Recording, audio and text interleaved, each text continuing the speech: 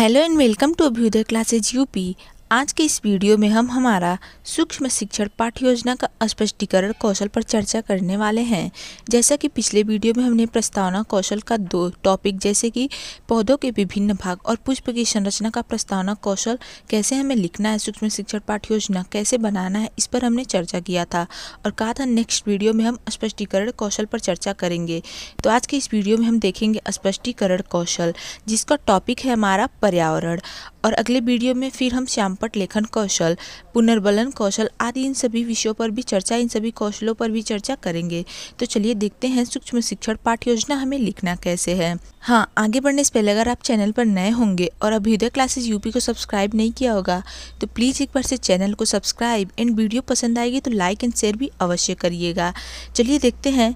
सबसे पहले हम लिखते हैं सूक्ष्म शिक्षण पाठ्य योजना, क्योंकि ये हमारा माइक्रो टीचिंग लेसन प्लान है। तो यहाँ पे हम सूक्ष्म शिक्षण पाठ्य योजना लिखते हैं और उसका संख्या लिख देते हैं। जैसे यहाँ पे हमारा संख्या स्पष्टीकरण कौशल का 1 है तो हमने 1 लिखा है। नेक्स्ट वीडियो में हम दूसरा स्पष्टीकरण कौशल देखेंगे तो वहाँ पे 2 लिखेंगे। उसके बाद हम हमारा कौशल जो है, जैसे स्पष्टीकरण कौशल है तो हम यहाँ पे स्पष्टीकरण कौशल लिख देंगे। जब प्रस्तावना कौशल हमने समझा था तो यहाँ पे प्रस्तावना कौशल लिखा था। उसके बाद हम छात्र अध्यापिका का नाम लिखते हैं। अगर आप छात्र अध्यापक हैं तो छात्र अध्यापक का नाम लिखेंगे। फिर अभ्यास केंद्र लिखते हैं। अभ्यास केंद्र में आप जिस भी महाविद्यालय में होंगे वो उस महाविद्यालय का नाम यहाँ पे लिखते हैं, क्योंकि आप अपने ही महाविद्यालय में इसका सूक्ष्म शिक्षण पाठ्य योजना का अभ्यास करते हैं। तो यहाँ पे अपने कॉलेज का नाम लिखेंगे। उसके नीचे एक बॉक्स बनाते हैं हम, जिसमें लिखते हैं दिनांक, कक्षा, वर्ग, विषय, उप विषय, चक्र तथा अवधि। दिनांक में जिस दिनांक पे आप पढ़ाते हैं वो लिखते हैं और कक्षा 7 का हमारा टॉपिक है तो कक्षा 7 यहाँ पे लिख देंगे। वर्ग आप जो भी ब जिसमें भी पढ़ाएंगे वो लिख देंगे। विषय है हमारा जैविक विज्ञान तो यहाँ पे हम जैविक विज्ञान विषय लिख देंगे और उप विषय ऐसे डैश करके छोड़ देंगे। चक्र जिस घंटे में आप पढ़ाते हैं वो लिख देते हैं और अवधि कुल 5 मिनट की होती है तो अवधि 5 मिनट हम लिख देते हैं, क्योंकि हमारी जो माइक्रो टीचिंग होती है वो पूरे 5 मिनट की ही होती है। ठीक है। इसके बाद हम अपना प्रकरण लिखते हैं। प्रकरण पे आते हैं। प्रकरण क्या है हमारा? पर्यावरण। तो यहाँ पे प्रकरण लिख देंगे हम पर्यावरण। ठीक है। इसके बाद हम एक बॉक्स बनाते हैं जिसमें लिखते हैं कौशल का नाम। कौशल का नाम में आप स्पष्टीकरण कौशल लिखेंगे, क्योंकि ये हमारा स्पष्टीकरण कौशल है तो यहाँ पे हम कौशल के नाम में स्पष्टीकरण कौशल लिखेंगे। प्रस्तावना कौशल था तो प्रस्तावना कौशल लिखते थे। श्यामपट्ट लेखन कौशल होगा तो श्यामपट्ट लेखन कौशल लिखेंगे। इस प्रकार जो भी कौशल होता है वो कौशल हम लिखते हैं यहाँ पे। तो आज का हमारा कौशल जो है वो स्पष्टीकरण कौशल है। इसके बाद हम क्रम संख्या लिखते हैं। फिर हम कौशल के घटक लिखते हैं। कौशल के घटक कौन कौन से होते हैं वो लिखते हैं हम।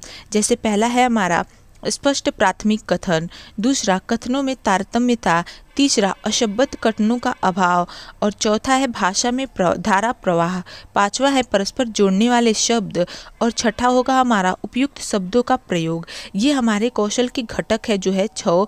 जैसे कि स्पष्ट प्राथमिक कथन होना चाहिए आपका जो स्पष्टीकरण कौशल में। ये सारे कौशल के घटकों पर हम काम करके इसे सीखते हैं। तो सबसे पहले क्या करते हैं हम? स्पष्ट प्राथमिक कथन जो हमारा होना चाहिए वो स्पष्ट होना चाहिए।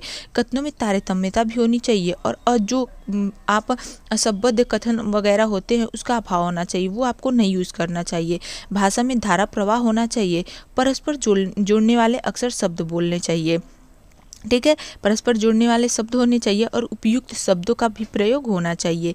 ये हो जाता है हमारा कौशल के घटक। स्पष्टीकरण कौशल के ये सभी घटक है, इसे आप ध्यान में रखेंगे क्योंकि ये अक्सर वाइवा वगैरह में भी पूछा जाता है, इसीलिए इसे आप थोड़ा इस पर ध्यान देंगे। अब नेक्स्ट देखते हैं हम विशिष्ट उद्देश्य। विशिष्ट उद्देश्य लिखते हैं हेडिंग। इसमें लिखते हैं स्पष्टीकरण कौशल के विभिन्न घटकों का अभ्यास कर उसमें निपुणता प्राप्त करना।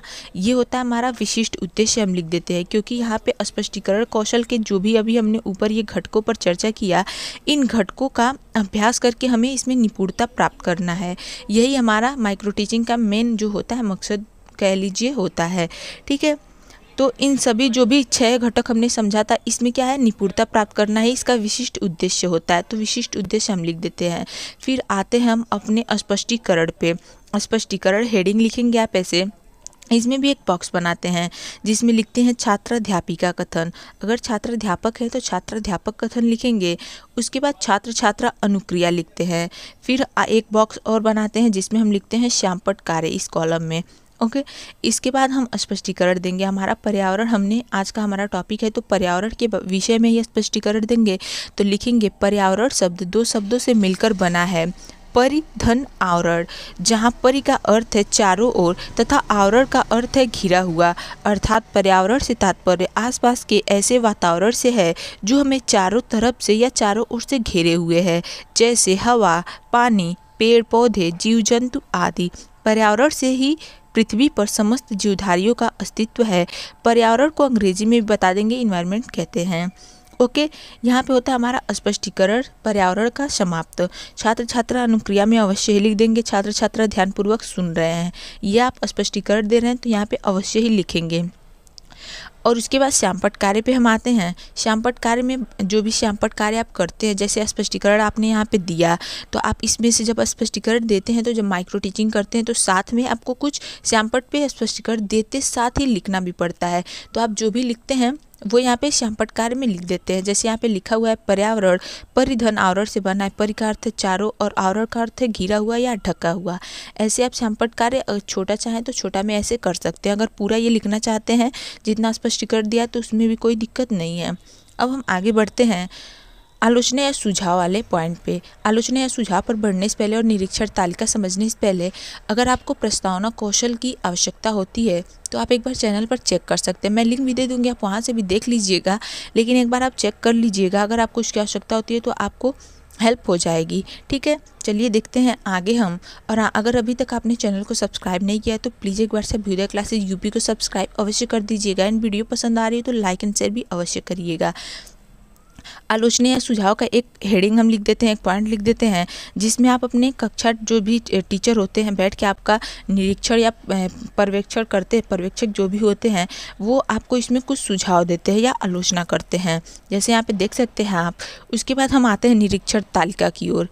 एक निरीक्षण तालिका बनाते हैं हम, जिसमें भी एक बॉक्स बनाते हैं। जैसे यहाँ पे लिखा हुआ है क्रम संख्या, घटक और प्रयुक्त घटक। प्रयुक्त घटक में हाँ और नहीं, दो कॉलम बना देंगे हाँ और नहीं का। ठीक है, इसमें हम जो पहला हमारा घटक है वह है अस्पष्ट प्राथमिक कथन का प्रयोग किया।